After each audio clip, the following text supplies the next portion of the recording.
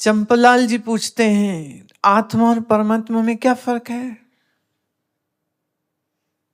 अभी तो ना आत्मा का पता है ना परमात्मा का, तभी तो पूछ रहे हो फर्क है या नहीं है।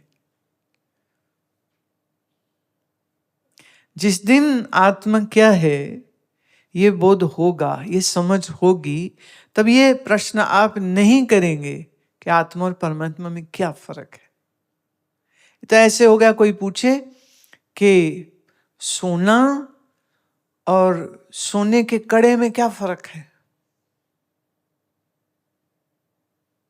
अच्छा एक बात बताइए, आप सब स्त्रियां पुरुष बैठे हैं जो शॉपिंग वॉपिंग सोने की करते हो, जब आप सोना खरीदते हो, ज्वेलरी कोई खरीदते हो, तो उसमें आप जैसे आपने कोई हार खरीदा या कंगन खरीदा, तो उसमें वो मेकिंग चार्जेस भी होते हैं ना उसके। हाँ हाँ करते जाना या ना ना करते जाना। तो उसमें अगर मान लो आपने एक तोले का कुछ, 2 तोले या 3 तोले का कोई कड़ा कंगन कुछ बनाया है, तो उसमें गोल्ड की कॉस्ट होगी, राइट, और उसमें मेकिंग चार्ज होगा, करेक्ट, और फिर उसमें जीएसटी लगता है। सही, देखो खरीदा नहीं पता है, स्मार्ट है ना। तो ये आप टोटल बिल देते हो। अच्छा जब आप वही सोना बेचने जाओ, तब उसमें आपको मेकिंग चार्जेस मिलते हैं, हैं? मेकिंग चार्ज उस समय पर कोई नहीं ले, तब वो कहेंगे ये 2 तोले का है, तो उसको तोलेंगे और फिर कहेंगे अच्छा इसमें तो भाई इतना वो कांट भी पड़ी हुई है, क्योंकि प्योर सोने का तो बनता नहीं, उसमें कुछ तो और भी डालना पड़ता है। फिर वो उसको नापते हैं, फिर वो कहेंगे भाई ये तो 60-40 है, जब खरीदा था तो 100 पे था, जब बेचने गए तो 60-40 या 50-50 या जो भी समझो हो गया। और मेकिंग चार्जेस वो भी कोई नहीं, और जीएसटी, यहां से एक महिला बोली जीएसटी भी नहीं, वो भी गई।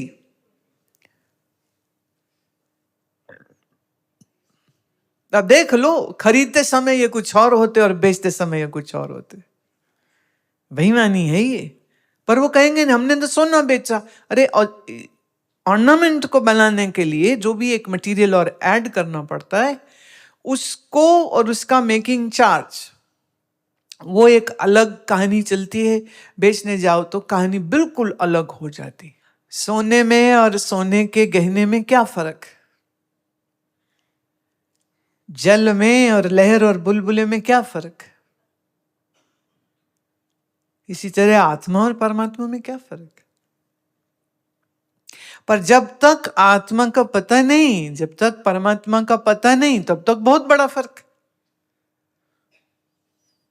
क्योंकि अभी पता ही नहीं ना। स्वयं को शरीर समझता है, स्वयं को एक छोटा सा 3.5 हाथ का शरीर समझता है, और परमात्मा को भी कई बार 2 हाथ या 4 हाथ या 8 हाथ वाला शरीर ही समझता है। वो चतुर्भुजा अष्टभुजा वाला भगवान।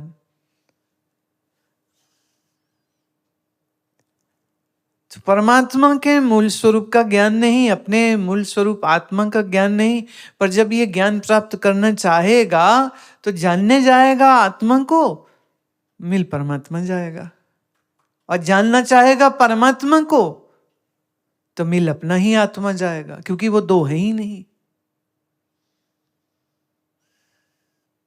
देखिए मन अलग अलग है सबके, इस मन में आया हुआ छलका हुआ चैतन्य जो ज्ञाता हो गया, वो सबका अलग अलग। तो ज्ञाता अलग अलग है, भोग भोगने वाला भोगता सब अलग अलग अलग अलग है।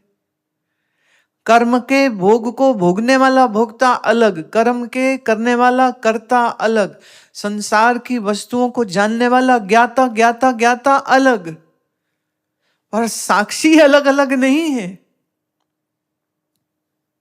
आत्मस्वरूप अलग अलग। आप ये नहीं कह सकते कि हाँ हॉल में 400 साक्षी बैठे हुए या 400 आत्माएं बैठी हुई हैं। आत्मा कभी प्लूरल नहीं होता, बहुवचन में नहीं होता है। जैसे होता है ना, एक स्त्री, और बहुत हो तो कहेंगे 4 स्त्रियां, 1 पुरुष, चार, पुरुष, एक और अनेक, एक वचन और बहुवचन चलता है। ऐसे आत्मा के साथ एक वचन और बहुवचन नहीं चलता है। अस्तित्व एक ही है, सच्चिदानंद व्यापक अस्तित्व एक ही है।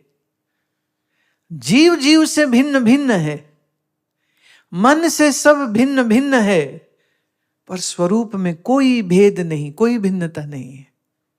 इसलिए निजानंद स्वरूप में आत्मा और परमात्मा में कोई फर्क नहीं।